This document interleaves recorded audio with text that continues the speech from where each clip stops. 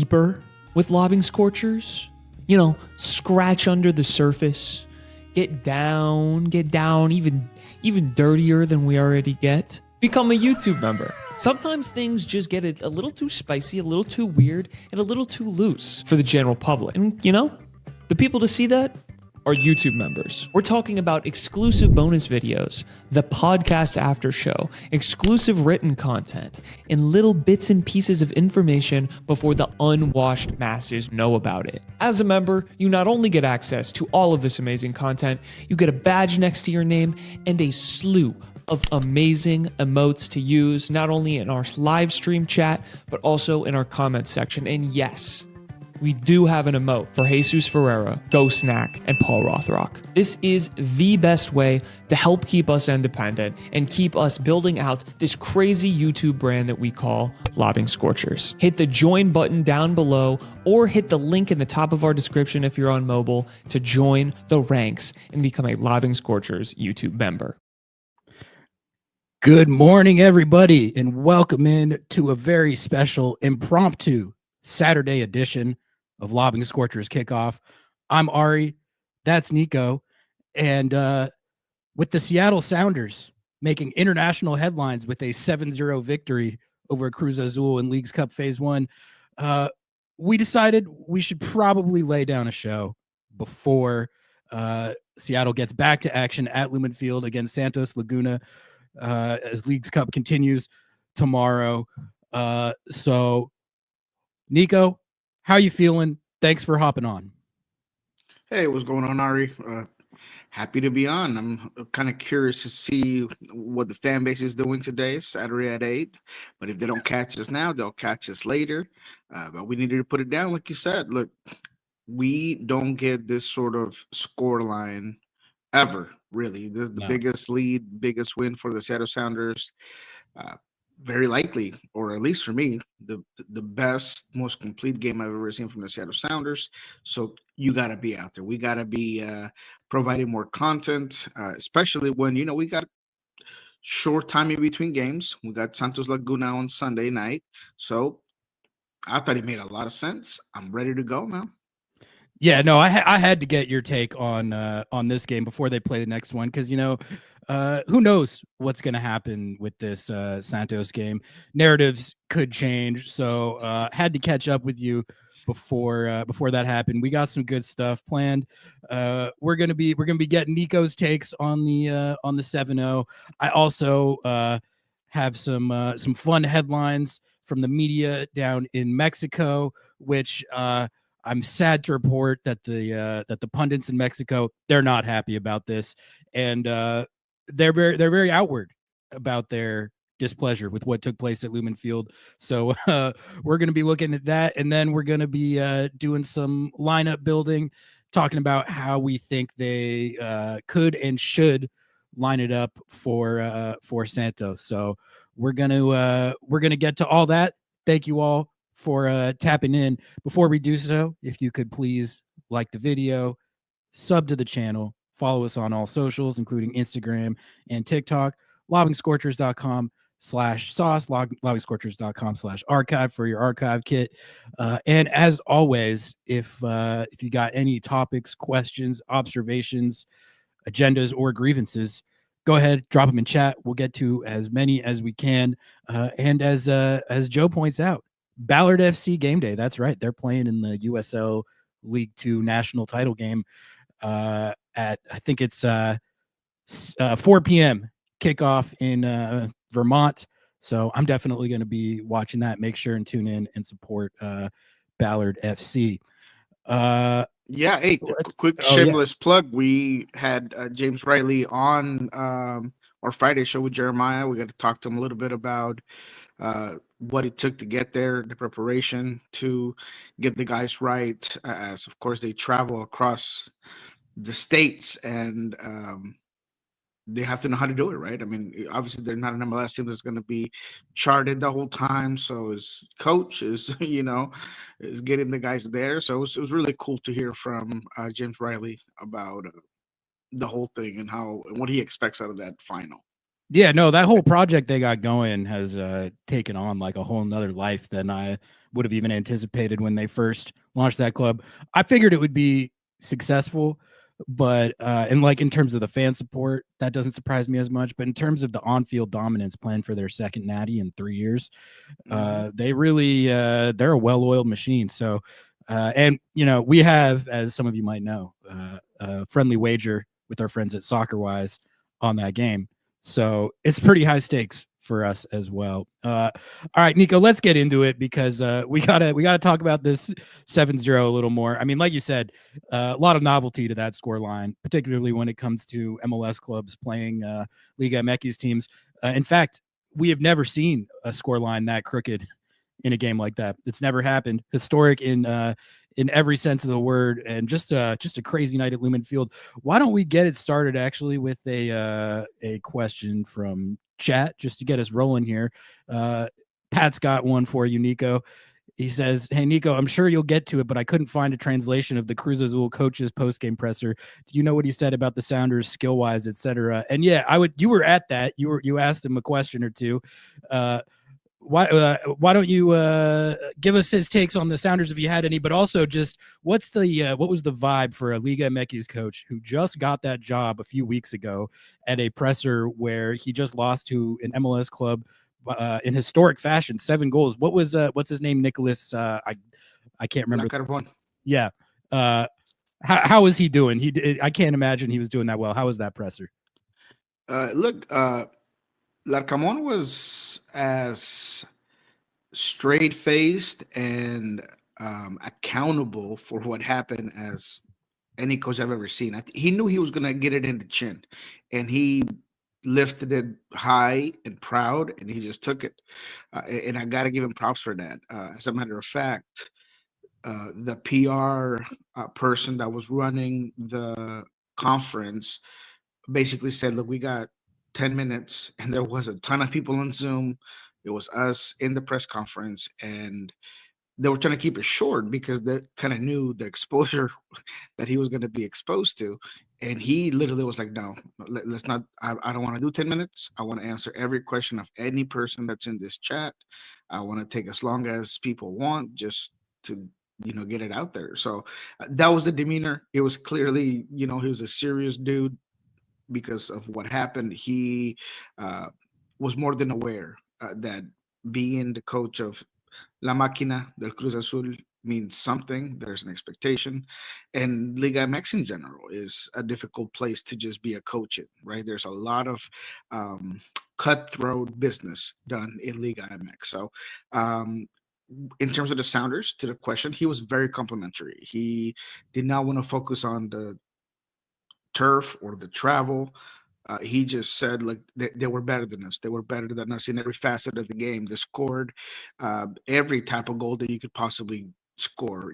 From transition play, from set pieces. They had the better attitude. They were just more physical. They were more dynamic. He talked about how just the approach of the players was just at a higher level, and that although he couldn't really point where things went wrong, because it's not usual to concede 7 goals in a half, he wasn't going to make any excuses. He didn't want to call it a mistake, or a lot of coaches will go that route. They're things just it was a mistake. It was a fluke. Like he did not. He was just like, look, it just one goal took to another. The team couldn't respond, and we just didn't have any answers for what they were throwing at us. So he was very complimentary of the players, very complimentary of the system and the approach, and he just took it like a real champ, man. I got to give it to him. He not only gave Seattle due credit, he just took accountability for everything. So this is on me, and the players are gonna have to figure it out. I asked him because Noah had the very good idea of reminded me that a score line like that can cost a coach his job in Liga MX. So my question to him was, although you just started with the club, an alarming scoreline like this one, usually could either cost you your job or is going to put some real big pressure on your immediate scores here in Leagues Cup or just coming up. And he admitted it. He said, "Yeah, like he said it's not something I can control. It's not up to me. I am trying to fight every day for this project." He said, as I mentioned when I first arrived here, this is the biggest job of my career, and that's true. Larcamon, he's a very interesting coach. He's a younger coach. He's kind of the McVay's, like Right. in NFL language. And he's like this cool young guy with some really progressive things that his soccer is very attacking minded. And that was kind of the difference between him and Vicente Sanchez, and why, as you mentioned, the front office is being scolded because they had in Vicente Sanchez a coach that maybe was not as fun to watch, but the dude won. And I He said lost it like before, 3 games his whole time he was coaching them. Like, he not to got mention that he results. took over for a guy that just bounced on the team. And when Anselmi left the team, 2 months in or like a month in, he was the one who took over and got the guys right. Your coach just bounced on you guys, but I'm here.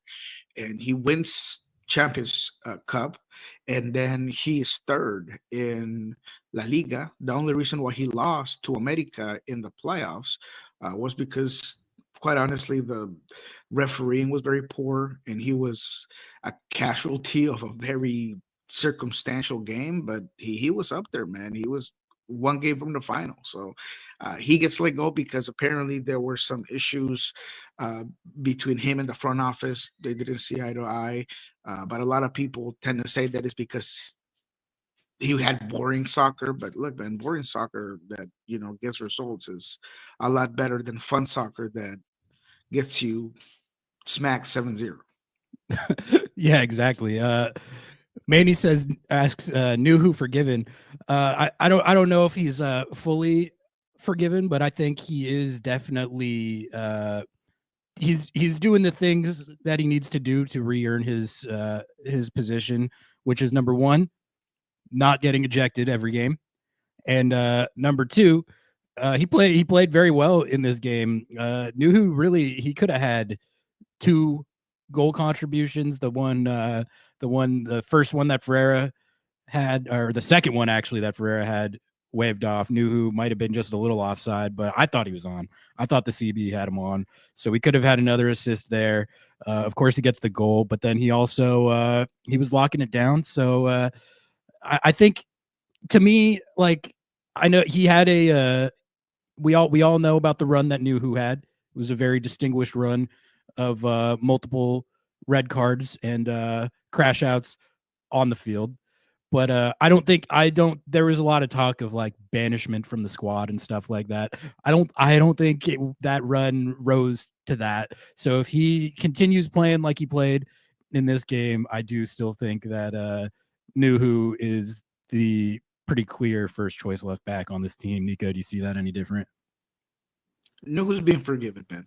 And the reality is that until there is another player that can truly give Nuhu a battle for that position, is going to continue to be Nuhu. And Brian had kind of talked about it and mentioned it, and that's why I stand on the hill that this is Nuhu. It's not going to get any better. It's not going to be a problem every game, but there's always going to be that possibility of Nuhu being impulsive. In this one, Jeremiah pointed out that there was a bit of a stiff arm situation on a 50-50 ball that He towed the line a little bit. so those things are going to be there. But the reality is that Reed, as much as I love the guy, I love Reed. I love his potential. He's a guy with a lot of talent. He's a guy that clearly should have the edge when it comes to the attacking output from that position. He just has not been consistent. And when he's had the chance, he hasn't been able to lock it down. And whether it is physically inability to just hold the workload and, having concerns that you cannot do 3 games in a row, let's say, um, or it's been injuries, or it's been a poor game like the one he had in Atlanta. He just has not been able to lock that down. And at the end of the day, I still think that Nuhu makes you feel a little bit easier. When we were going into this League's Cup, I was 95% sure that Nuhu was going to be the guy that you were going to have against Cruz Azul, just in case uh, you were going to need to fight it out and grind it out and have a lockdown defender on that end. And maybe allow the winger, who at the time I thought was going to be Pedro, just do his thing on that side. So, all in all, to the question, yes, and who's been forgiven. I've never seen Brian even say anything close to we're gonna give Nuhu an extended internal time off, or what, I'm gonna bench him to have him figure it out. He knew that he made a mistake. He was talked to. I thought that his weeks of training while he was suspended, and then when he wasn't on the field as a starter, were very good. And it all goes back to the talent and what you can do for the team. And that's why he's back. And I think he's going to continue to be back. And I think he got his job back. Let's hit a couple of these super chats here. Thanks for sending these in, guys. We got a 5 from Jesse. Jesse, thank you so much for the support. He asks, was that hubris Jesse from Cruz Azul? Most coaches will shut down and pack the defense at 4-0 to not be embarrassed. Did they go defensive at any point? I think you could go back even before it got out of hand to the 4-0 if we want to talk about like hubris. And I don't know if that goes down to the coach, but you could certainly sense from their players that they came into that game with a sense of like, we already own this team. We beat them in CCC. We're the Liga MX team. We're gonna come in here, impose our will, foul the hell out of Ryan Kent and talk trash. They were doing all that. And I think they ended up getting shell shocked in that situation after the second half got out of control on him. But I think there was an element of hubris. That is the exact word that I would use. And that's part of what made it so hilarious to watch in the second half, because they didn't see that coming. What did you think of how they kind of went into this game against Seattle? Yeah, they probably did underestimate the competition as much as no one would ever admit that from the Cruz Azul side. I think that in general senses, there is this lack of respect towards MLS teams in general, and the results have held pretty good for MLS sides in Leagues Cup. But when you are one of the biggest teams in Mexico, a team that, by the way, if you are into stats, I'm not a huge stats guy, but Opta, who runs statistics for FIFA and all of this other soccer activity, they're the ones that do the ranking FIFA and a whole bunch of things. They had an article that basically indicated, no, not indicated, it said that Cruz Azul was the best team away from European teams in the whole world because of the run they had with Anselmi and then with Vicente Sanchez. And statistically, I mean, they were the best team outside of Europe. So, when you have that sort of, I don't know what you'd call it, like recognition, it can be easy to, I think, go into a game and just be like, I think that they put their better team out there, but I was surprised that Rotondi didn't start. Rotondi is their all-be-all fullback. He is the most experienced. He's the most effective. He's the smartest, and he didn't start this one. And that's when I was like, oh, that's interesting. Jeremy Marquez was a guy that had worked out very well against Leon over the weekend. I thought he was going to get the start as well, and he didn't. And Mateus Bogish, who has had some injuries and physical concerns. He was supposed to be 100%. So I also thought that he might be more involved. And all those guys came in at some point because to the second part of that question, Larcamon doesn't have that I'm just going to park the bus mentality in him. It's just, it's not in his scope. And that's kind of part of what people are criticizing on one end. And then at the same time, why the front office brought him on, which is kind of ironic. So yes, they were never going to just shut it down 3-0, 4-0, 5-0. They were still trying to push forward, push numbers there. The only one who had decency to stop the bleeding was the referee. The referee looked at the 91st minute and, he called mercy it. ruled. But he mercy ruled him. Mercy rule. He just called it. But other than that, it was just never going to be that. And I don't know if at that point is still underestimating the opponent or feeling like you're still beyond them. I just think that that's just the way you play. That's just what we practice. That's just the system that we have. And you were just hoping it was over. And when Pedro de la Vega hits you with a beauty like he did, I mean, you just throw your hands up in the air and act like you just don't care. Yeah, I hadn't heard that they'd been dubbed the best club outside of Europe or whatever. But I mean, we shouldn't make any bones about where that club stood going into that game. They have spent upwards of $50 million in the last couple years on building what is supposed to be this powerhouse roster in Liga MX. They were the number one. They have the Leagues Cup ranking system. They were the number one seed.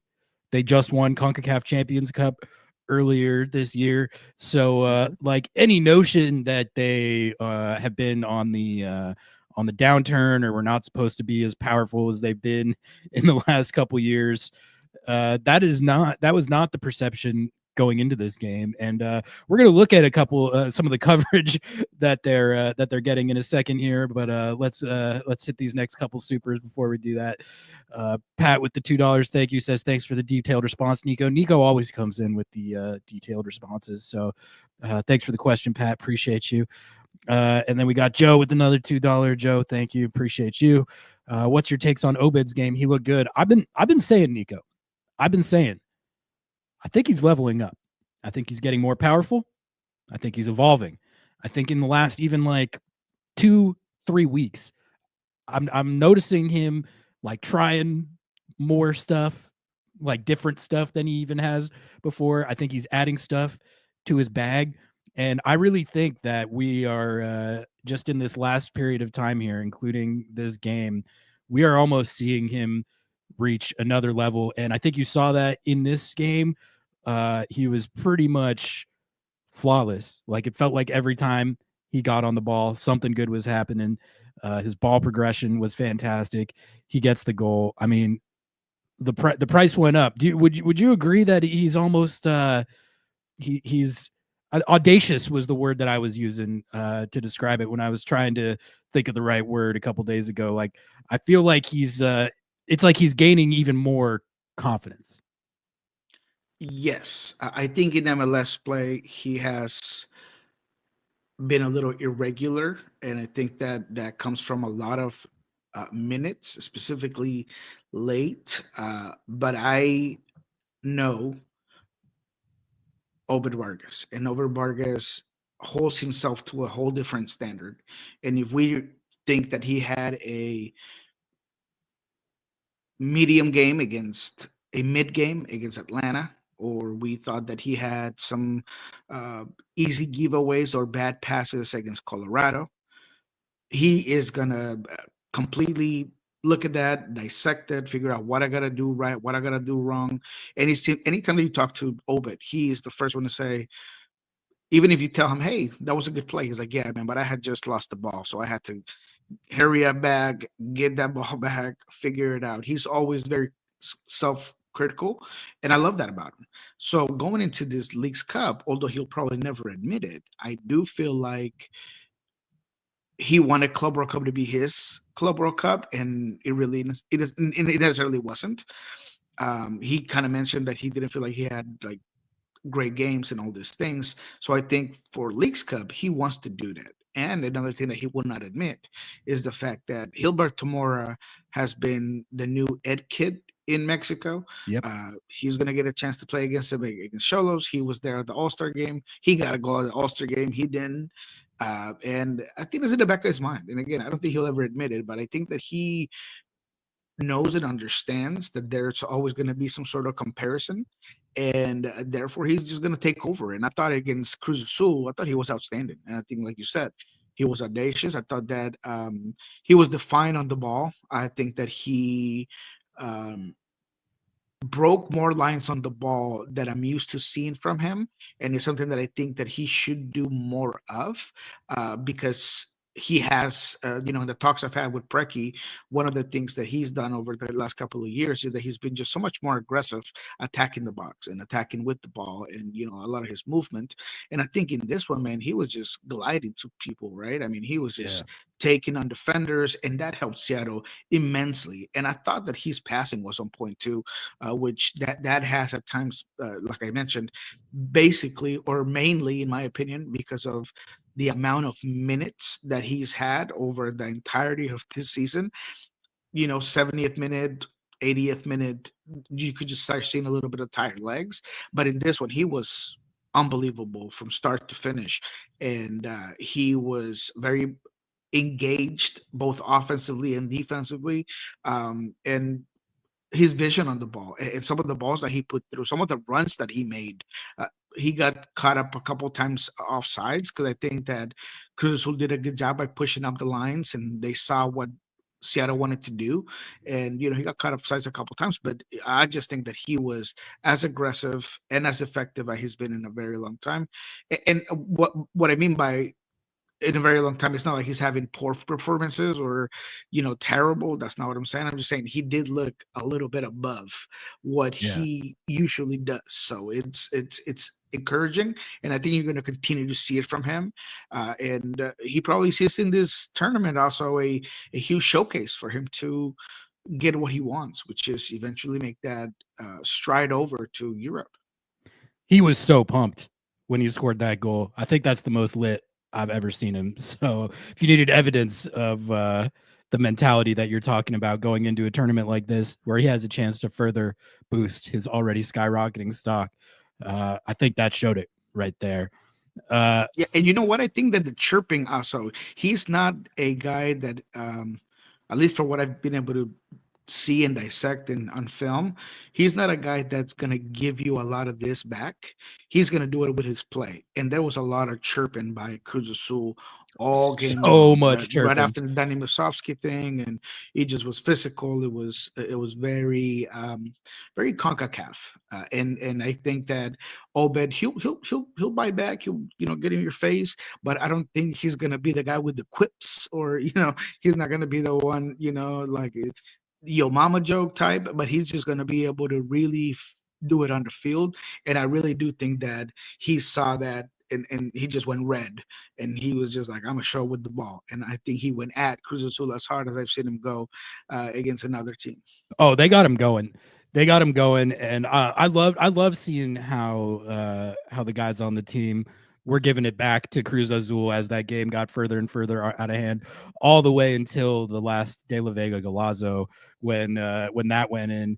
Jesus Ferreira was absolutely laying into the center back. They had been going at it, jawing back and forth all game, and really, like, as soon as Seattle went up like 3, 4, 5 goals, they Cruz Azul piped down a little bit, but that was when Seattle started giving it back to them.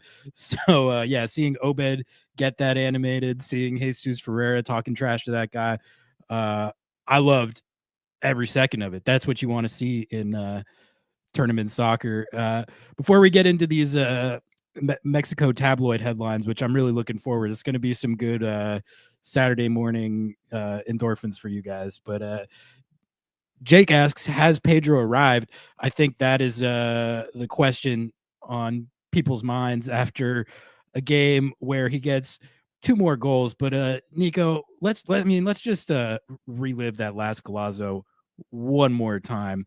I mean, I think it's in the top 5 undeniably goals that I've ever seen a Sounders player scored. You're not gonna see very many volleys much better than that are. What was remarkable about it was from how far Alex Roldan's service came from. It's a 45 yard cross that De La Vega picks right out of the air. And then, I've watched the replay about 700 times, like I'm sure we all have. But I think the the best part about it too was how it kissed all 3 posts. I've never seen that, but it's like the perfect goal. It didn't even hit the net. It's like that's like a swish basically in a kind of inverted way, I guess. But like the fact that he hit that shot that perfectly, and then it hits the inside of the far post, lower middle post, and then off the other post, and then bounces out of the goal. So sick. What did you think of that goal, first of all, but also just the extent to which De La Vega has flipped the script on the narrative surrounding his season from, you and I have talked about it. Noah and I have talked about it on our podcast. It was a situation where you saw glimpses of it. You saw the talent at times, but he had yet to really have a sustained stretch of dominance in the way that you expect and need from a $7 million player. I think it's fair to say that, but he's looking like that type of player now. I mean, even the first goal he gets was he can kick the ball real hard. That's one of my main observations on Pedro De La Vega in the last few weeks. But then he comes out with that Golazo to cap it off, and it did really feel like the moment where it's like they might actually have a special player on their hands here after all. What did you think, Nico? Let's start with the goal. To me, at this particular time, it's the best Sounders goal of all time. I have looked at a bunch, and as much as I love the Obafemi goal, the Raul goal where he chips the defender and he knocks it back with his head and puts it away in front of goal. In terms of magnitude, obviously the Concacaf Champions League one at Lumen Field probably in terms of importance are better. The Jimmy Traore shot, I think that regardless of it being 25 to 30 feet away, it's a lot easier as someone who knows the game and understands the difficulty of hitting a shot the way Pedro De La Vega had. The Jimmy Traore is a great goal, phenomenal goal, especially from a center back. But the level of difficulty is a lot more simple to just put your laces You're through just it kicking the shit out of the ball, which Exactly. De La Vega does too. But like the level of skill and just raw degree of difficulty on De La Vega's, I think, is higher. Yeah. And that's where I'm going at, because if you go back and you kind of slow down that play, you see him open up his hips. You see him understanding that if he hits it too far with his laces and too on the ball, is either going to glide or he's not going to have the angle that he wants, and Mier might make a save. I'm not saying that he had it perfectly planned out and that if he was to get 10 of those services in that same spot, he'd put away 10 of them away. That's not what I'm saying. But just the understanding of the technique that you needed to place in order to put that ball where he wanted it, he did all of it right. So he opens up his hips and he hits it with the inside of his foot, and knowing that is either going to just curl it or at least place it, and that the speed that the service is coming in is going to do enough to get the ball where he wants to get it. So he's not overshooting it at all. For a guy that overshoots everything, right? Every time that Pedro La Vega shoots the ball, he feels like he wants to put a hole in the net. Yeah, exactly. In this one, he didn't do that, right? So just the finesse and the technique of the way he hit that ball was unreal. The angle in which that pass is coming in, where he ultimately gets the ball, which is at the limit of the box on the other side. Not to mention the opposition. Mier is arguably the best goalkeeper in Liga MX. You're doing it against the best team in the region, regardless of new head coach or not. Is it a 7-0 and maybe that gives you a little bit more leisure or, like cushion to be like, hey, I'm going to do this. And, if it goes, it goes. If it doesn't, yeah, perhaps. But just the way he was able to do it, to me, against this particular competition makes it the best goal of all time. In terms of Pedro, he has arrived as someone who has preached consistently that what Pedro needed to do was almost be forced into the starting 11 if you wanted to get a good gauge of what he could do as a starter. And I understand that we love to say you got to earn your minutes, but sometimes when you make a $7 million investment, you just got to force it in. And you got to see what you can get out of the player. And if it's not working on the right, you got to move him to the left. And if it's not working on the left, then I'm going to put him in the middle. And if it's not in the middle, then I'm going to try to figure out how else and in what way can I unlock the player. And I've used that term quite often when it comes to Pedro. How to, in any player, really, you got to know how to unlock what you see, the potential, whether it's you're drafting a player from the college rankings or you're bringing in a player internationally or whatever it might be. If you see something in a player, which we all saw, you got to be able to harness that and make it reflect your system and make it reflect on the field. And I felt like not enough had been done. And we're going to stay positive in this one, but I'm glad that that's now what happened. Because you put him on the left, which, although it might seem like the easiest answer or what he should have happened, because that's where he played at Lanús, that's where he is more comfortable, because although he's ambidextrous, I would call him ambidextrous, his preferred foot is his right foot. So you see the easy and how smoothly he transitions from that outside channel to the inside channel and just puts a power bomb every single time on the right foot. I got to give Brian Spencer the benefit of the doubt and understanding that he wanted something specifically out of Pedro, and he thought that he could perform better on the right side, and it wasn't it. But now that he is got in form and we've all seen how elite he's been on the left side, you just got to continue to just leave him there. And I think that he has arrived and he is going to continue to play well. And he was my breakout player candidate of 2025. I think that he has done that for right now. And as long as he stays healthy, I expect that and more. I think that he is a guy that against Santos, if he gets to start, will get another goal at the very least, and will continue to be as electric as he's been. And he, in his current form and what I would assume and expect him to continue to have, gives Seattle something that the Sounders haven't had, and that he could put them not only as a contender to win Leagues Cup, but to potentially win the West, which is a game changer, a game breaker. The Seattle Sounders, as we have talked all season, have a very talented group, very cerebral. Albert, Ferreira, Christian. They have guys that are excellent at their positions, but they haven't had a guy that could just put a game on his back or rescue a game by himself. Just be the guy that's going to ultimately give you a phenomenal play, a phenomenal shot. And that it doesn't matter if it's the first minute or the 89th minute, and any time that he's on the field, he might just give you a little bit of magic. The same way Evander does for Cincinnati, the same way that Lucho Acosta did at some point when he was in Cincinnati as well. You talk about all those players that you're just expecting, you're just waiting. When is that magic coming? I think he could do that for Seattle, and I expect him to continue to do that as long as he stays healthy.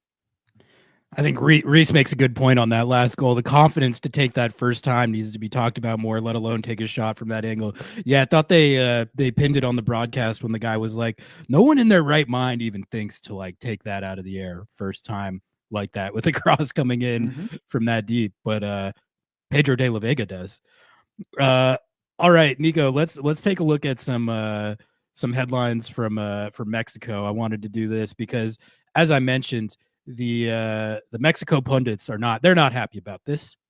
They're not happy about this, and I've been having a fun little time diving into some of the takes they have. So let's look at these, but then they actually make some points that I think are worth talking about, Nico. So I'm gonna pull this up right here. We're gonna look at some of these.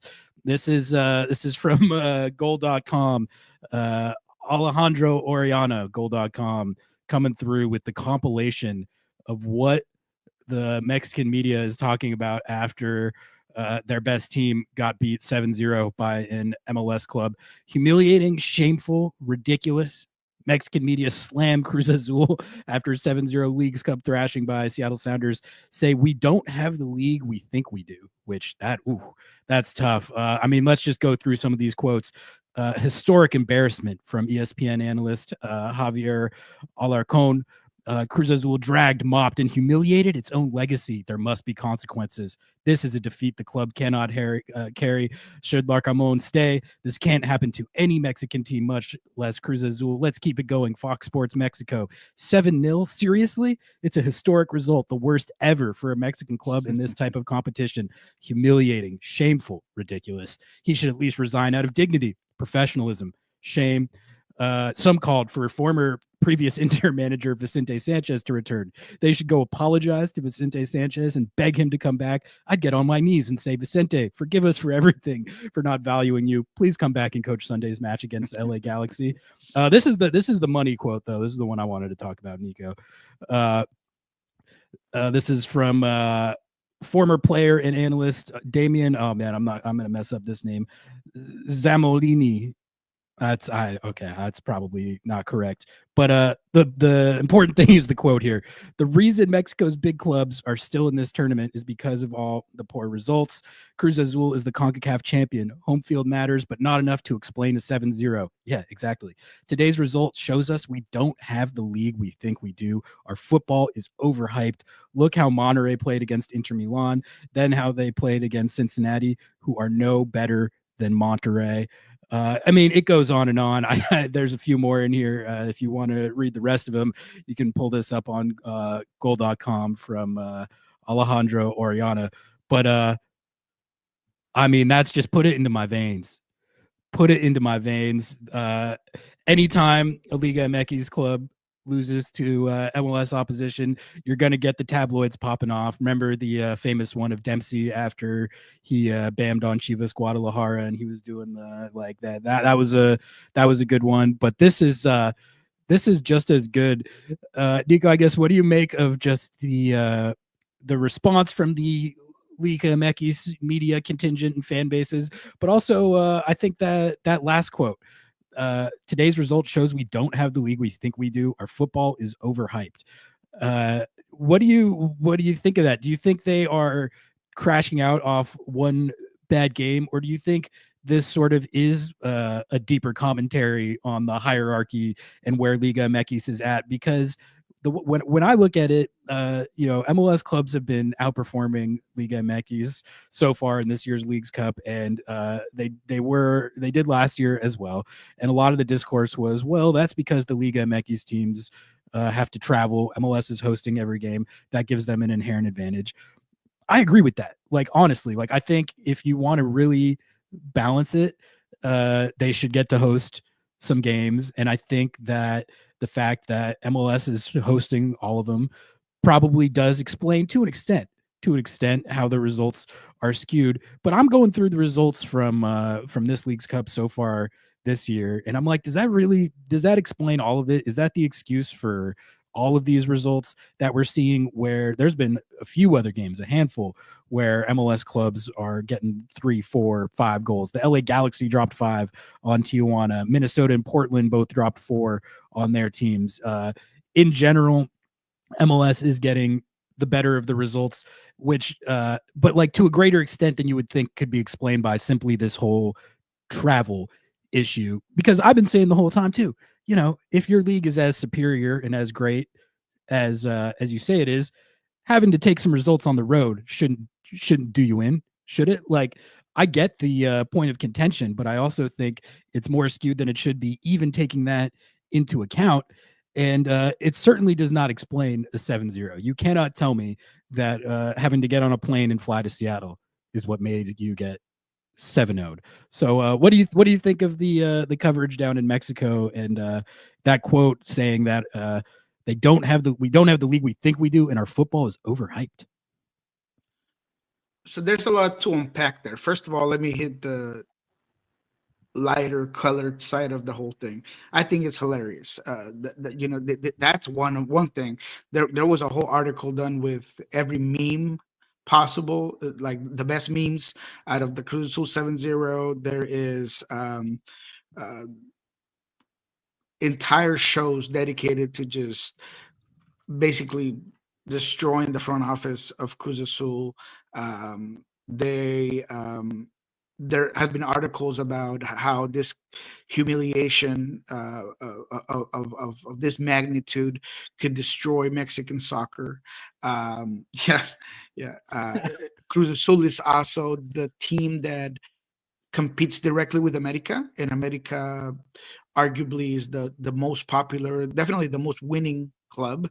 So they are completely destroying their foe. That's if like the Timbers lost 7-0. So you would just be just dying to get out there if you're a journalist to just cover it, and all these things. Obviously, America is backed by the biggest channel in Mexico, so all the coverage has been about just destroying Cruz Azul. So that part is hilarious. But into the more important part of what this whole thing and what you kind of bring up to the table is a couple of things. Number one, they are definitely crashing out in because of the scoreline, and that is not necessarily because it's deserved, but Mexican media in general is very sensationalist and reactive to things like this. So can you quantify that into where the leagues are at? I usually don't, because the same way there's a 7-0 today, there could be a 5-0 win by Monterrey or Necaxa today. Let's say Necaxa, ends up like winning today 5-0. Then they'll switch the page and like, oh, well, it's not that bad. So to me, the narrative and the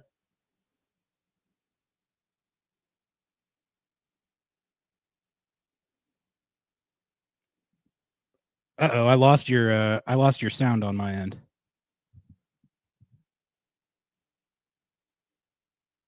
Hold on, I'm going to remove you and put you back on. Oh no, you're still are you muted? Lobbing Scorchers tech difficulties. Lobbing Scorchers tech difficulties. What's up, chat? We're hanging out. While Nico gets his tech sorted. All right, he's tapped out. He's going to tap back in. I'll hit some from chat while we wait for him to tap back in. Jesus was great. That was a DP performance. I do want to see Georgie get some more time, but happy with Jesus's recent run of performance. Yeah, no, I mean that was great to see him continue how he's been playing lately. He could have had a hattie, man. I felt bad for him because both of the two other goals that he could have had, it wasn't even him who was offside. It was the guy who passed it to him, and especially on the Nuhu one, that would have been such a nice goal because the pass from Jackson Reagan, who he hasn't gotten talked about that much, but Jackson Reagan's long passing was fantastic. So I wanted that goal for him, but he was going to get one, and he eventually got his. So that can only mean good things. Let's see if we can get Nico back working here. Nico, give us the option. Yeah, my mic was working. Can you hear me? Yeah, we got you now. Yeah. All right. Okay, yeah. I don't know what happened. But all in all, what I was saying is that I have a hard time, and this is not just my opinion, I just think that it's a bigger conversation to have about I do believe that a lot of Mexican media specifically does believe that Liga MX is still way above MLS, and I say way above because that's the way they say it. There's still this stigma about how Liga MX is still the running the show in Concacaf.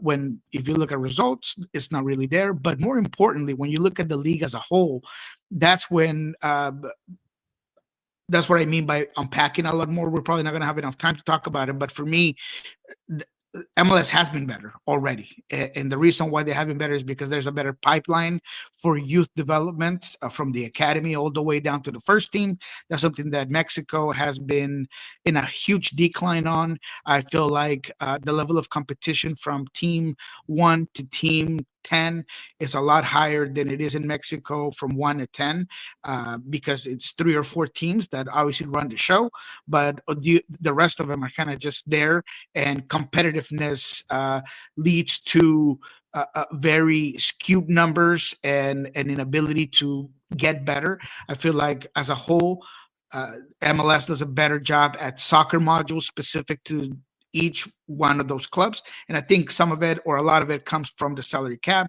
and the necessity to use your resources different and kind of focus on making your team better specifically by a system rather than just kind of put it on the checkbook, and that's what leads the league. And the last thing I'll say about that is the same argument I've had for years. In the times where Champions League was consistently won by Barcelona or Real Madrid for like a decade, that never meant that La Liga was a better league than the Premier or Bundesliga. Nobody in their right mind would tell you that La Liga was a better league than either one of those. But they got all the results. They would win every single head-to-head with any other league. But the reality is that La Liga, aside from the 3 teams that are going to win it every year, it's pretty poor once you get to like the 7th and 8th and 9th club in the standing. So all in all, I do think that the crash out is specifically to this scoreline. I hope that that opens up the eyes of the Mexican Soccer Federation, that I feel like has been in a huge decline for the last 5 years. And all in all, I find it pretty hilarious because of the novelty of a American MLS team doing this to a Mexican team. I think that's just hilarious. Let's hit we got a couple of transfer questions in chat for you, Nico, and then we can move on to talking about this Santos Laguna game and then busting out the lineup builder. I'll wrap these into one. Tom says or asks, can we get some updates on transfer rumors a la Noah Ohio and a young 6? Similar to what Jake asked, which is, are we buying two U22s this window? Heard a rumor that Noah Ohio was considering the move, and we're making moves on a second player. Nico, you got any new info on anything up that way? Yeah, last I heard on Thursday was that there had been a positive response from Noah Ohio to the possibility of coming to Seattle. Last week, Utrecht won 4-1. I forget the team that they were playing against. I think it was Sheriff. And he was kind of on the bench, and he, came in and played like 20 minutes at the very end. I do think that there's something to they're not trying to get him too exposed. And also the fact that, for better or for worse, the team's kind of letting him know right now we got you on the bench. I think they want this money. I think the club definitely wants this money. And they're kind of hoping that Ohio makes that right decision. Like, come on, man. Hey, let's show you the door. Look how pretty this door is.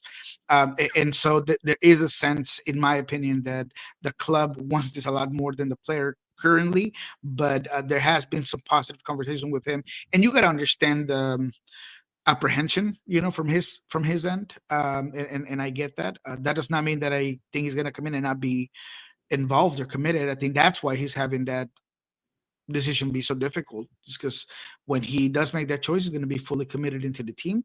But that's kind of where it's at.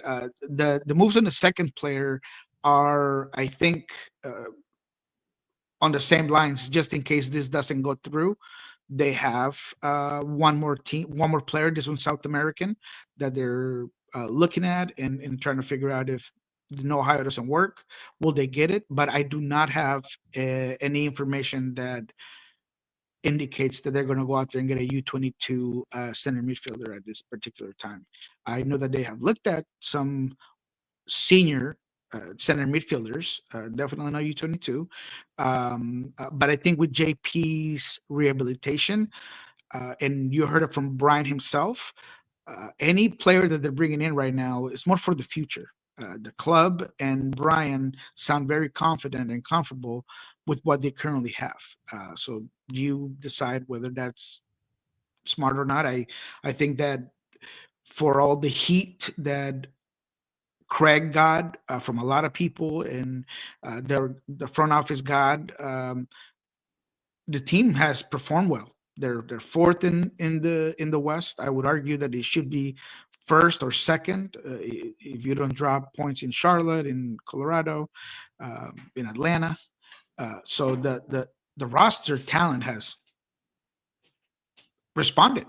And therefore, I think that once again with Pedro, if Pedro continues to keep up with this current form, I think this team could get very far. And even with Danny Musovski or Ferreira at the 9, I feel like they can do some damage. So I don't see any other player coming in aside from that U22 player. Specifically, that's the reason why they brought up Schneider Burnell.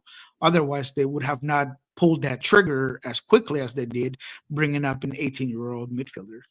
I was going to bring up Snyder Burnell and how he could potentially affect how they think of this, because he made his first team debut in this game, and I'm not going to lie, I know it was like 5-0 by the time he came on. He wasn't on there for that long.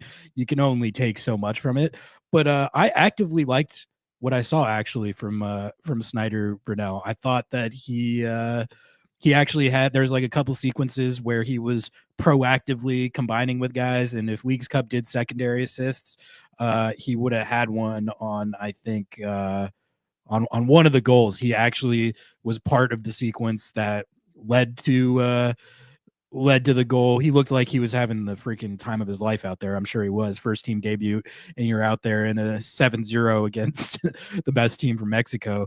But I'm getting to the point where I'm like, I'm getting excited about seeing him get more run and seeing if he can be kind of, as I understand it, they think of him as sort of next in line in this procession of Danny Leyva's, Josh Atencio's, Obed Vargas's. Like, he's of a similar type player profile, at least positionally. I mean, I'm looking forward to seeing exactly what his skill set is and what he brings to the table compared to those guys. But as far as like area of the field and relative profile, they're very high on him being able to be a first team contributor at that level. And I said it a couple weeks ago, but this is one club where if they say that about a player of this position, I believe them. Like, they have a really good track record specifically at that exact spot. So if they're looking at Snyder Burnell and they're like, this is the next midfielder of that part on the field that we're going to bring up through our youth development pipeline into the first team, and we're going to trust that he can be like not just replacement level, but like a good, solid, positive contributor to the first team. I think there's a decent shot that he could actually become that. And, with the caveat that it was his first match in a 5-0 at the time, I actually saw some stuff in this game where I was like, okay, I see what they see there. Did you have any thoughts on Snyder's debut, or just his what we could see from him as he tries to win a bigger role with the first team? Yeah, he looked very poised, and maybe the scoreline has something to do with it, but it's still a big stage. It's still your debut, but he's a guy that anticipates the game very well for an 18-year-old, and I use this a lot, but when there's that sense that he plays beyond his years, and that is a quality that I think the Sounders Academy and Sounders organization has done a good job at that specific position, and you got to give them the benefit of the doubt when they've been able to manufacture and grow as many players in that position as they have. So he to me had been interesting since Marbella. He's a guy that played a lot of minutes this year, even last year. He was a guy that Raul Ruiz was high on. He thought that he was a very interesting player. same as Georgie Manungu. So that's good company. And so for me, I want to see him play. I think he's going to start against Santos, and then we'll be able to figure out Let's how go. that kind of plays out and see what you can get out of him. But talking to him this week, he sees himself as a 6, which is great. He said a lot about his defensive work rate, so I kind of want to see it because I thought he was going to be more of an 8. And I thought he was going to prompt more of his vision and his passing and his ability to turn in tight spaces. But he focused on the defensive play. So I want to see it, because if that's the case, that's something that this team definitely needs right now. I know that he does very well defensively on the short-sided games, the 7-on-7s that all the players love. I have had my eye on him all week, and he is very good on defending an open space, and once again anticipation, knowing where the cutting off the passing angles, does a very good job at it. So I want to see it on the big field. I want to see it against Santos. Yeah, I think how he shows as a two-way player is going to be indicative of what his actual ceiling is, because I haven't watched him play all that much, but from what I have watched of him in Next Pro, this is a guy that can contribute offensively. Like, as far as, like you said, his vision and his passing and how he combines with other players from that spot. I mean, he was getting on the stat sheet in Next Pro. He was scoring goals. He was getting a lot of assists. So that element of his game, that's something that I feel like projects pretty well, but he is not like the biggest kid I've ever seen. And the position we're talking about, I don't need him to be Ozzy Alonso out there, but I do need him to provide more of that sort of defensive bite and that like dog mentality on that side of the ball, to I think really become the type of player that they think that he can be. So it's going to be, that's like a new, fun, exciting little subplot to see if he can really kind of grab that next in line role at that position coming up. And really, like, I think we've talked about how we would like to see them develop more attackers and more wingers and forwards, or more Jordan Morrises. But if they have a baseline of just churning out these 6s and 8s that can contribute, like, I mean, maybe not to the degree that Obed has. It looks like Obed's turning into a legitimate superstar. Those only come around every once in a while. But even guys of the level of Atencio or Danny Leyva, who I thought looked really good in this in his cameo against Cruz Azul, and I want to see him get some more run in this tournament, in these phase 1 games, if nothing else, for the set pieces. Seattle's set pieces were phenomenal against Cruz Azul. Albert Rusnak gets a primary assist, and then the one with the flicked header from Roldan to Ferreira was just, you can't execute that any better. And then the Danny Leyva free kick leads to another goal. So absolutely dominant performance on set pieces. But the free kick Danny Leyva hit, that was I mean, oh man, I wanted that for him. It was fun and awesome that Nuhu ended up getting the rebound. But imagine if Danny Leyva had housed that one. That would have been awesome. But that would have been just as good as, well, not really, because it was before it, but it would have been pretty up there with how the stadium exploded with Pedro de la Vega shot. Maybe a couple of decibels below, but that would have been a nice one. The mood in the stadium after the De La Vega goal, it was like everyone was going crazy, but it was also just like shock. I mean, we played the video of the bench reaction that the Sounders posted, and it was mostly the guys on the bench were just going, which is exactly what I was doing. So right. I could relate to that. I was just crazy. But all right, I think that's a good spot to talk about Santos a little bit before we get out of here, Nico. First of all, before we whip out the lineup builder, have you gotten a chance to scout them up at all, or do you have any prior knowledge of them? Like, what can the fans expect from this matchup, from this club? And like, I guess, how do you size up the dynamic? Because from where I sit, one of the intriguing things about where things stand for Seattle right now is not only that they're better position to advance than any team in either league right now because of how many goals they scored. But theoretically, Cruz Azul is supposed to be the best team that they're going to have to play. Like, you know, you got your Tigres's and you got your other traditional, like Monterrey, your other traditional Liga MX powerhouses. But those teams right now are not, they, at least going into this tournament, they were not considered the quality of Cruz Azul. So this Santos team, as I understand it, they're not that good, are they? They're one of the lower tier Liga MX sides. So theoretically, Seattle should be going into a matchup with a team that's I would say considered significantly worse than the one that they just beat 7-0. That does not mean that a result is a given or guaranteed. Tournament soccer, anything can happen. And also, you're playing this on a very quick turnaround. So you're going to have to like rotate. It's probably, I mean, we've said that before and then they don't rotate. So maybe not, but you would assume that it's going to be at least some sort of mix and match starting 11. But Santos is going to have to do that too. They just played. So what do you think of this matchup? And then what can you just tell us about this Santos team, what they do well and what maybe why they've struggled? Yeah, so Santos is a team that has struggled for several seasons. They actually lost their last game against Puebla, a team that is at the bottom of the standings. Santos is 11, but they play like they're below that. They've actually lost 22 of their last 28 games.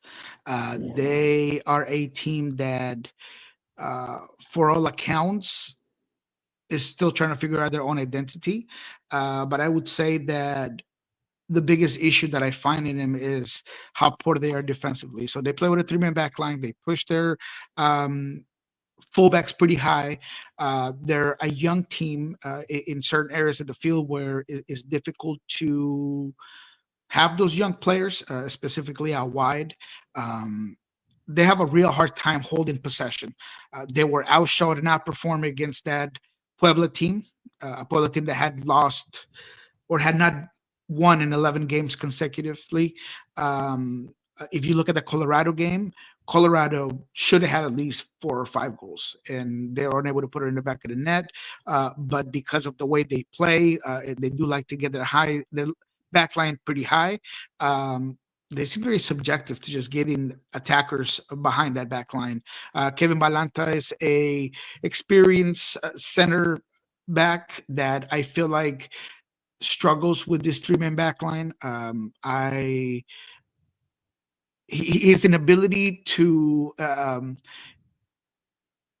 defend in transition is so obvious for this specific team, and Balanta is one of the guys that he has the speed, but maybe not the width or the wiseness, like the field awareness.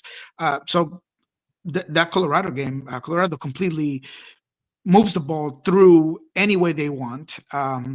So they're definitely going to be a team that, in my opinion, is going to struggle. The biggest thing going into this game is that Acevedo, a national team goalkeeper, a guy that by all means and arguably could be the most important player on that team because of what he does leadership-wise, the way he handles corner kicks, and the way he moves the troops. You know, he's the guy that is directing traffic consistently in the back end, and he's a great shot stopper. I mean, he has one against Colorado where he literally stops the ball at the line on a great header from Colorado. So that's already a good thing for Seattle. Acevedo was red carded because he put hands to the face of Vines. But it was a little soft, to be honest. We talked about this with Jeremiah, where I thought that Dida's attempt, and I thought he connected against Masovsky with that header. That was a lot more egregious than that hands to the face. The hands to the face to Vines were more like, you do your little brother. You just kind of do one of those. And he wasn't even that hard. But he got the red card, so he's gone. I think that's a big one for Santos Laguna. I would say that offensively, the only guy that makes me not nervous, but you'd be like, oh, I know that guy. And, you know, he's pretty strong up top. Is former Vancouver Whitecaps and former DC United winger, attacker, Christian Dahome. That's Yeah, a good so remember some guy's name. Yeah, so he's a guy that's there pretty consistently. They try to get the ball on his side pretty consistently, but I think that the Santos' best weapon to attack Seattle is going to be set pieces. So as long as Seattle plays just as well as they did against Cruz Azul on set pieces, I think they're going to be all right. And that's why looking into the team, looking into their struggles, I feel like Brian is going to feel pretty good about rotating maybe heavily with leaving some core guys, and we'll get into that. But to me, this is a team that in their 3-4-2 approach to the game. They don't press as high. They like to stay more of in a mid block. They understand their limitations. And I think that after that 2-1 loss against Colorado, they might be more willing to even play a little bit deeper. So can Seattle break them down? That's going to be determined. Yeah, let's talk about how we think Seattle is going to line it up. That's a good segue. I think Reese is right. We're going to talk about if they're going to rotate the double pivot, and then it's going to be we always come up with our lineup, and then it's Christian Roldan, Obed Vargas.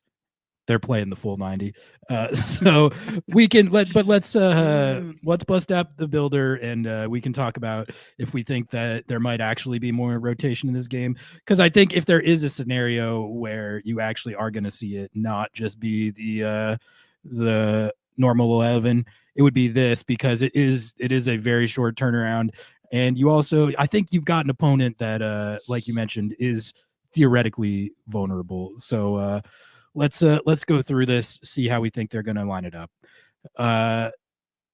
Do you think Nuhu starts this one again, or do we get an RBW game, Nico, left back?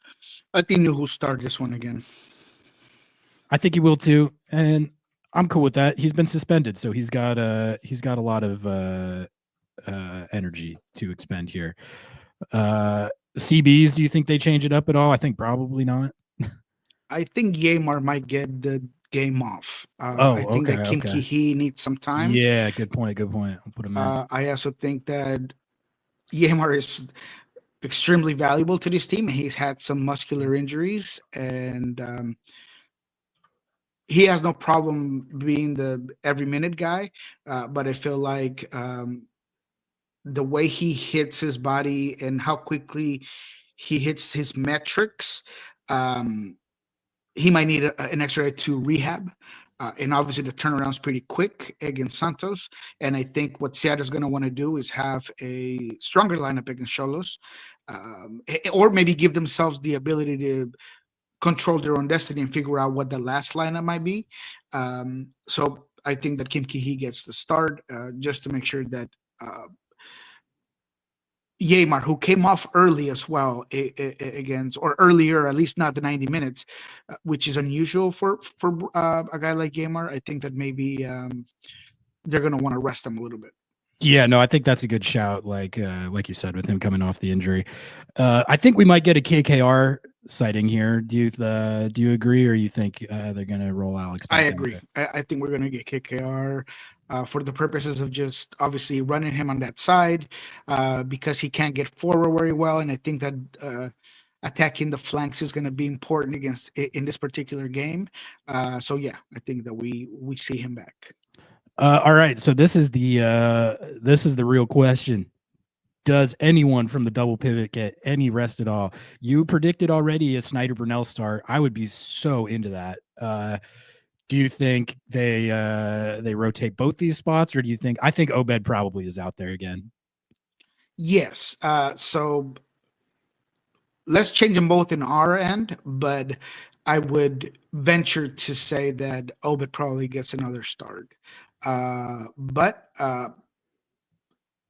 I'm not as convinced as other times. I think that if there is a game you're going to rest Obed, it could be this one. You're going to want him full on against Gilberto Mora against Xolos. So for the sense of the exercise, and because I think there is a possibility, and I actually think there's a need to a certain extent to get more Danny Leyva minutes, I'll put Danny there. Okay, let's put him there with the caveat that It's probably going to be Oved. But Yes. oh man, a Snyder Brunell, Danny Leva double pivot. See, I was thinking about whether they might start Danny at the 10 in 10? this game, Yeah, but I know. that could happen. But I think this would be my definitely my first choice double pivot. But realistically, I think you're probably looking at Obed and Snyder if Snyder does start, which I hope he does. I want to see that. And then, if it's not going well, you can take that situation as it comes. But as far as the front four here, I think they run De La Vega out here. He didn't start the last game, played like a demigod in his substitute shift against Cruz Azul, scored arguably the best goal in club history. I think they ride that after Ryan Kent started the last game. Do you see that any different? Say it again. You cut off a little bit. Do you think De La Vega starts on the left here, or do you think they do anything different there? No, I think he starts. Simply for the sense that you didn't start him against Cruz Azul. I wouldn't want to see him not get a start 2 games in a row, despite what he's kind of done. Maybe you start him, and you get him off in the 45th if you want, if you have the game, if you control it, if he's good.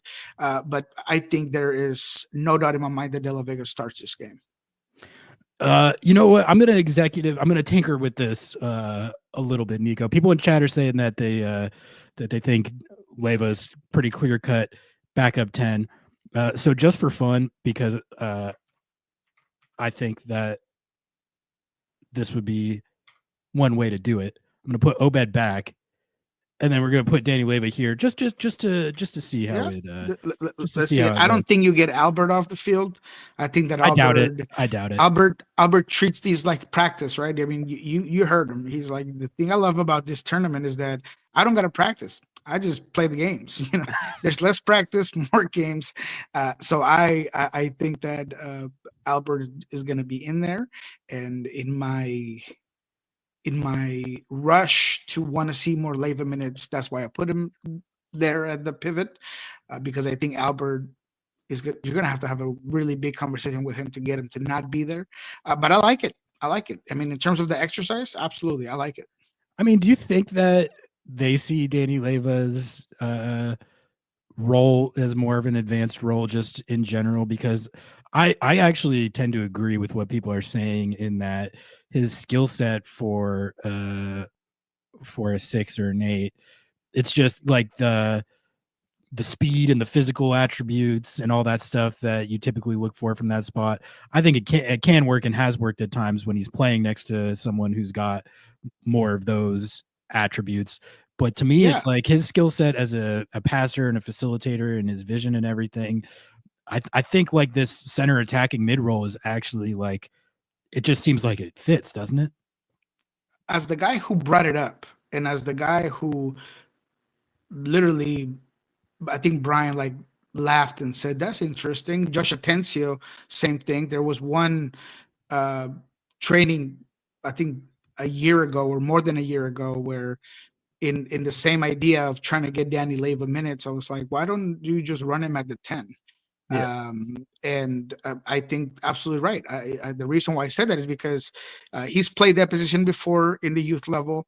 All of his skill sets, I think that the one constant, not complaint, but one of the things that I feel like they have a hard time bringing him on consistently is because of he doesn't have the ability or the range to cover ground the way that Obed and Christian do. So if you put him a little bit higher where he can use his awareness on the field, his skill set on passing, his skill set on shooting, his set piece abilities, I think the 10 role definitely fits him better or great, and he could help out on your link up as well in that end. So yeah, I think that Danny Leva's attributes, they play hand in hand with what you want to see out of attacking midfielder. Hopefully they I mean, I don't know. I think you're right. I think it's just going to be a Rusnak game. Rusnak can apparently, it's like with Obed and Christian, with how much just ground covering and running they do, I'm like, man, all these minutes are probably going to wear on them eventually. But Rusnak, I'm like, all right. I mean, if you're just going to play him every single game, it seems like he can do that, and it's fine. So I think that's probably what they're going to do, but it would be fun if we got to see Danny Leyva in this role. What about right mid here? I think that I think they might just keep riding Ferreira, but do you think there's any switch up here? Yeah, I think that they're gonna stick with Ferreira. I would love to see Georgie there. Let's In do that just position. for fun. Let's do that just for fun. But I think realistically, probably going to be Ferreira again. But oh man, give me the there it is. Defiance guys are hard to pull up. I would dig this. I would dig this. I like Georgie's got to get some run in these games eventually, right? It's probably going to be off the bench in this game, but if they ran it like this, I honestly I wouldn't mind it. Yeah, no, I like it. I like it. You want to try Ferreira up top, or are you good with Musovski up there? I was going to say Osaze. I don't know. Let's do it. Yeah. Why not? This is the front four. Danny Leyva at the 10, Georgie on the right, Osaze up top. With Snyder Burnell in the double pivot. I think there is pretty much a 0% chance that it gets run like this. I think you're going to see some more proven commodities in there. But this is the Lobbing Scorchers most fun starting 11 for this game. I will say that like Danny Leyva at the 10, I don't expect them to run that. Georgie out wide, I don't expect them to start with that. Snyder Burnell, I think you might actually see that. But like Danny Leyva and Georgie, I wouldn't necessarily predict. But Osaze, I mean, if he keeps scoring goals, he is going to keep his name in the mix. And I don't know about you, Nico, but I'm at the point where with him getting a couple goals in his last couple of appearances and just kind of how he looks like he's integrating, getting more comfortable. And he's always been good at getting in these good spots, clearly. And now he's starting to finish them.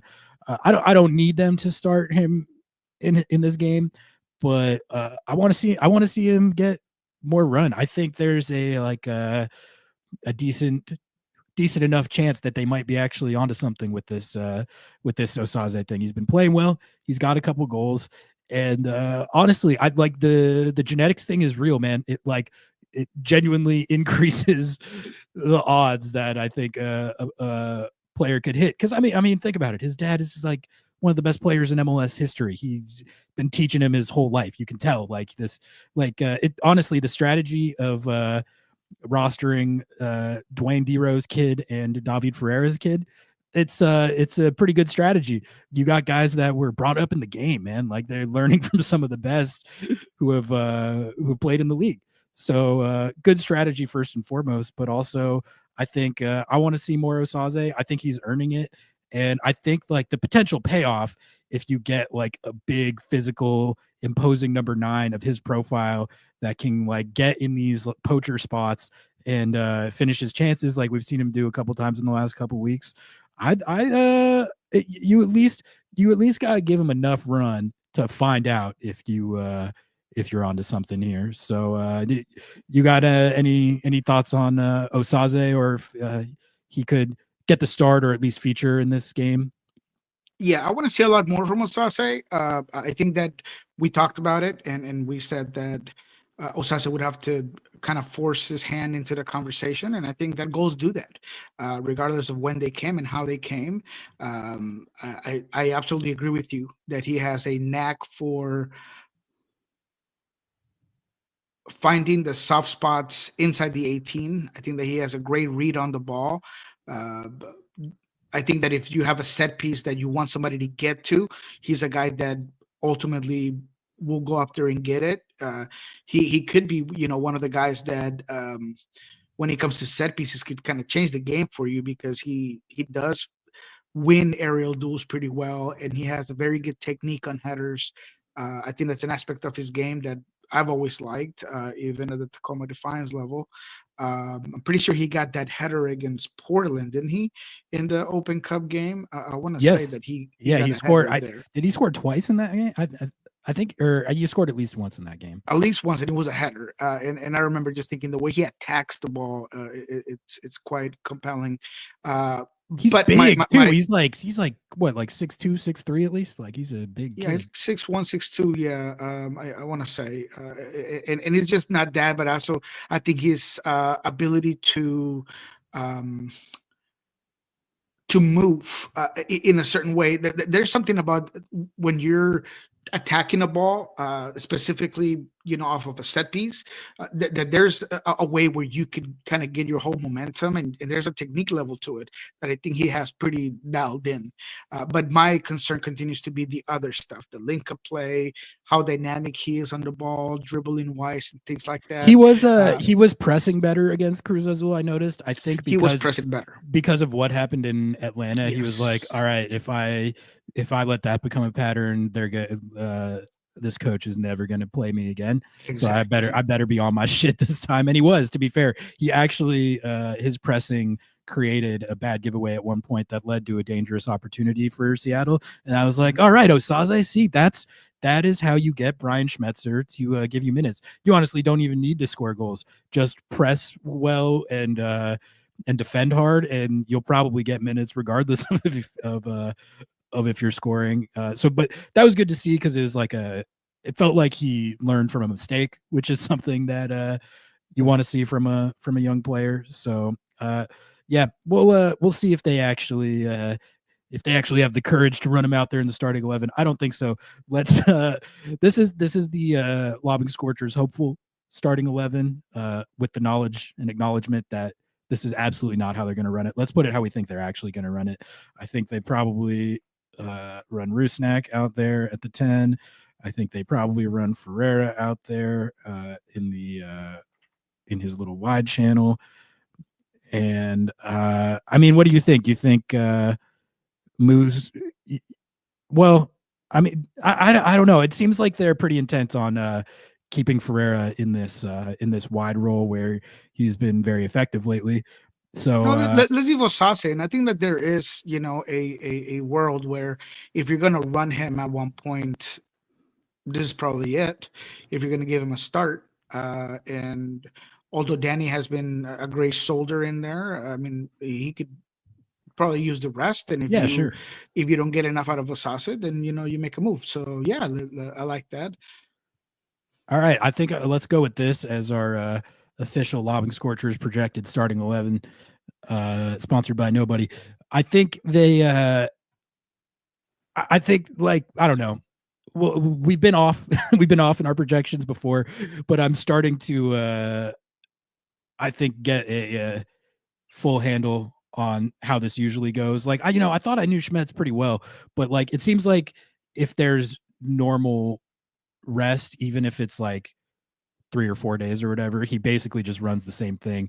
But this situation in particular, you've got a Thursday to Sunday turnaround, so maybe that changes the calculation a little bit and we see more rotation than we have been seeing. But with all that said, we're probably going to look at the starting 11 graphic on Sunday and see the Christian Obed double pivot. But we can dream for some rest for our boy. I think we'll be spot on Schneider. I think he does get the start, and I don't think we've been terrible at it. I think we've been a game late.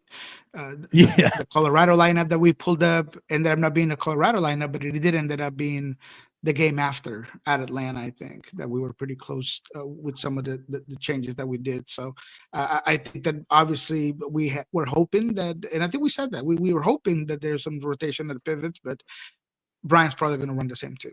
He probably is, but in this one, I think that there is a little bit more freedom, and I think that if he's going to tinker with the lineup a little bit, it's going to be in this game. So yeah, actually, I like this pretty good. Who's the game after Santos that they close it out with? Xolos. Oh, okay. So I mean, real quick, what do you know about that team? Are they like vastly superior to Santos and closer to Cruz Azul, or what's their sort of status in the They hierarchy? got a 5-piece against LA Galaxy. They lost 5-2. That's right. They're in the same category of lower mid-table teams with a whole lot of limitations. I think that they're better defensively than Santos, which is kind of funny to say because I'm pretty sure that LA Galaxy missed the PK. They did, missed a yes. couple of opportunities. I mean, they could have had like 7 in that game. Gilberto Mora is obviously the big feature, and that tells you enough about the team when the 16-year-old is what everybody talks about when it comes to Xolos. They have some experienced attackers that I think that could make it a little bit more difficult. They're more structured, in my opinion. They're just more structured. They have a better idea of the way they like to defend. They're a more physical team as well, which Santos lacks physicality. So I would put him one step above Santos. All right, that was the Lobbing Scorchers projected starting 11.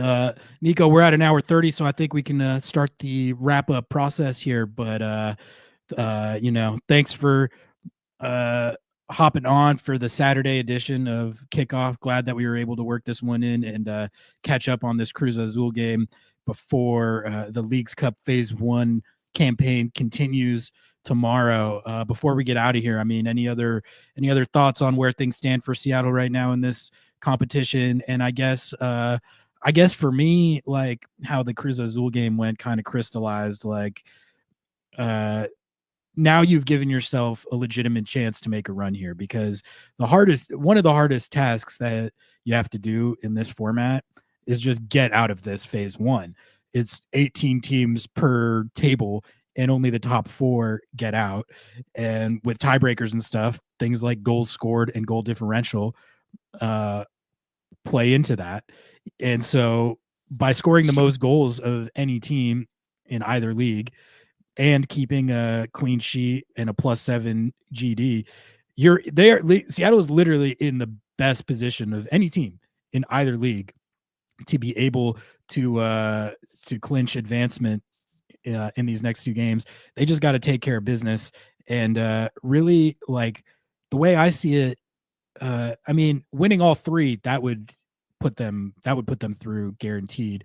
You could even win 1, draw 1, and then depending on how other results go and tiebreakers, you could still get through. But like for me, it's like I was always thinking of it as get through Phase 1, and then we'll talk about what an actual run could entail and the potential meaning and implications behind that.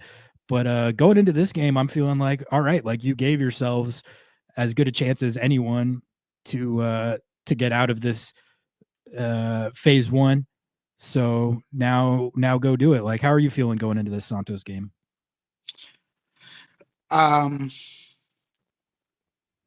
I said it on 950 KJR on Sounders Weekly with Jackson Feltz. I thought that the tempo setter would be the first game.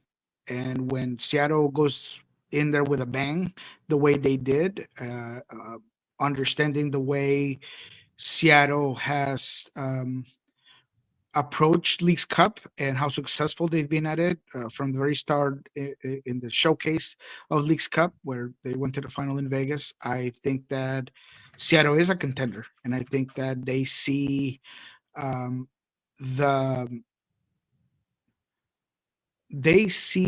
benefit of having the Sounders name be talked about the way that it has over the last week. Not last week, what I'm saying, the last couple of days. And they want to continue to do that. So I think that Seattle right now, in their current form, their current confidence, something that we didn't talk about was Pedro de la Vega after the game, after having a brace. He said that the one thing that he wants to keep from this game, that he wanted to highlight, was the unity of the team. He said, I love the fact that I was able to celebrate and enjoy my teammates' goals from the bench. The fact that when I scored, everybody was together.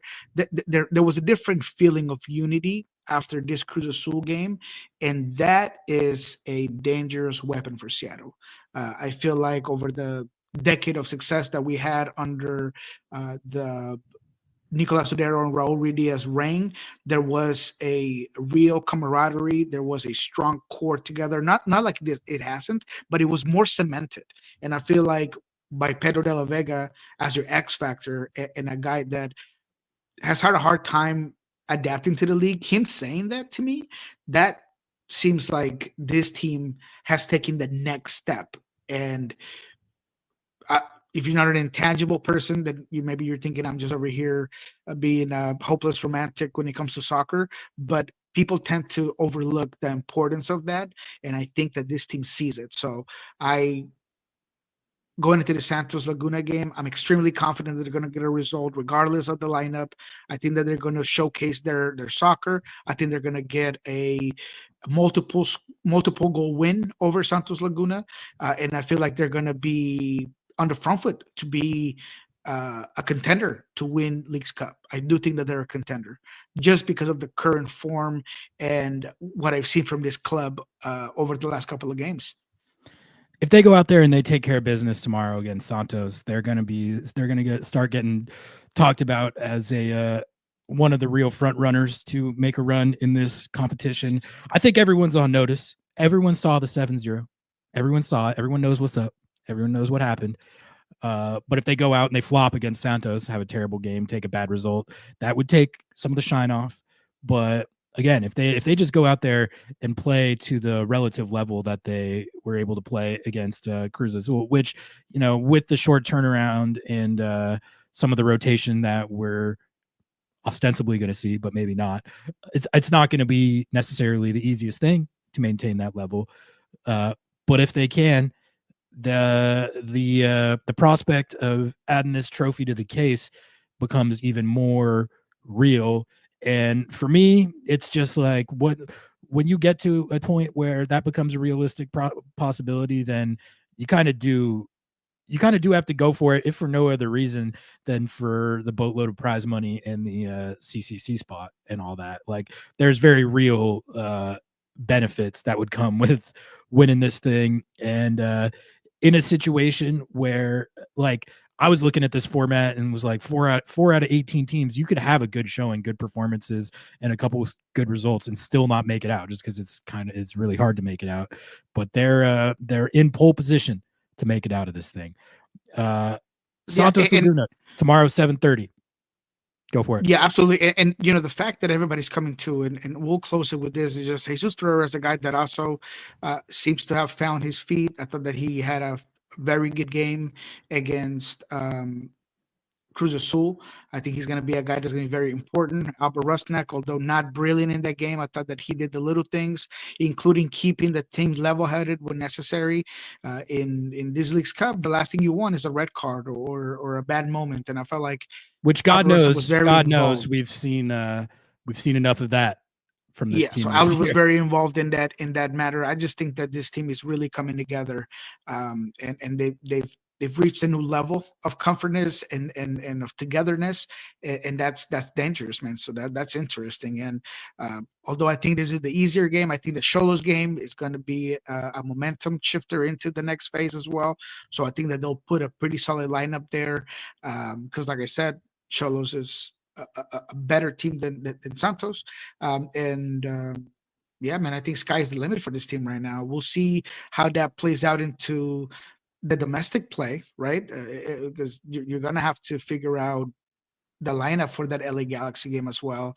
So those are all things that will come in as they go progressively. And I guess if you punch a card into the next round by, I don't know, getting a big result against Santos Laguna, then maybe you could tinker a little bit against Xolos and figure out that the LA Galaxy game is important as well.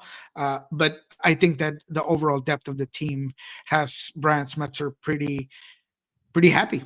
And credit to Brian as well, man. He has definitely, although it took some time, I think he's hitting the right levers right now with this team.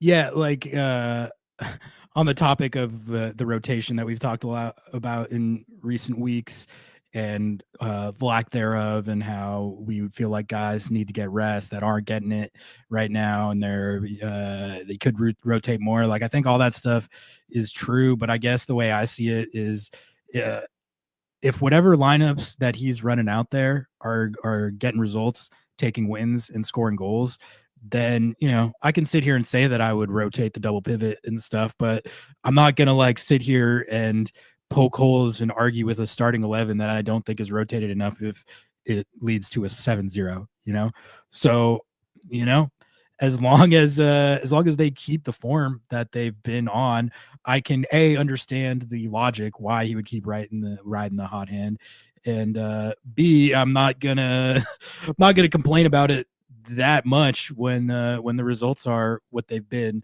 That being said, I do think this in particular is a situation where it calls for mixing and matching, perhaps even more than some of these games we've been talking about recently.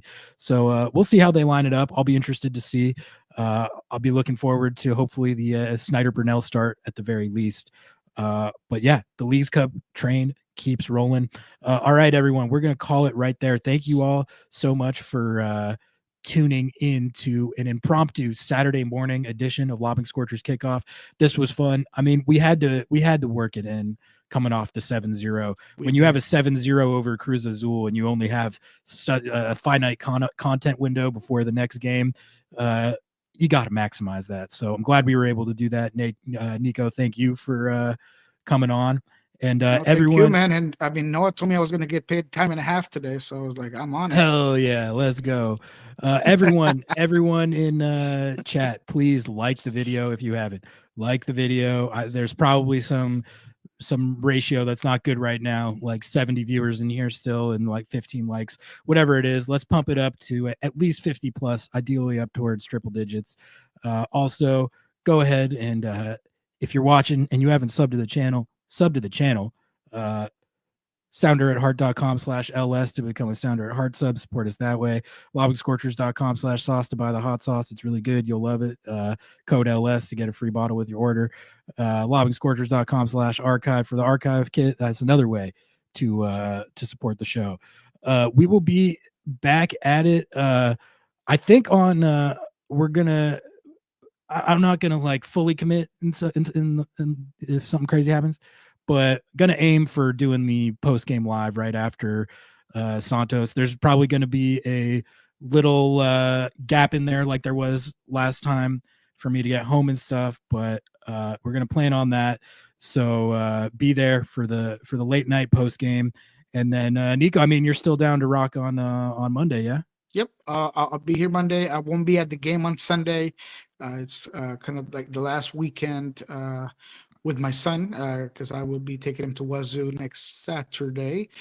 So I'm going to be staying home for the Santos Laguna game. I'll be watching, of course, but I'll be back on Wednesday as well against Xolos at the game. But I'll definitely be ready to rock and roll on Monday and Lobbing Scorchers Kickoff. That's a valid reason to miss the game. Go Cougs. That's right. All right. We're gonna get out of here on that. Thanks everybody. We'll catch you on Sunday and then on Monday. Peace. Some people come to Lumen Field for the tactics, for the soccer, the atmosphere, and some come for Paul Rothrock's hair. Me personally, I come for both, because I have agendas to push. Live soccer isn't just better, it's way more personal. From making friends to becoming the guy in your section that's just constantly yelling about advanced statistics. Get tickets to any Sounders match by visiting lobbingscorchers.com/tickets. You support the pod, our agendas, the vibes, and the chaos.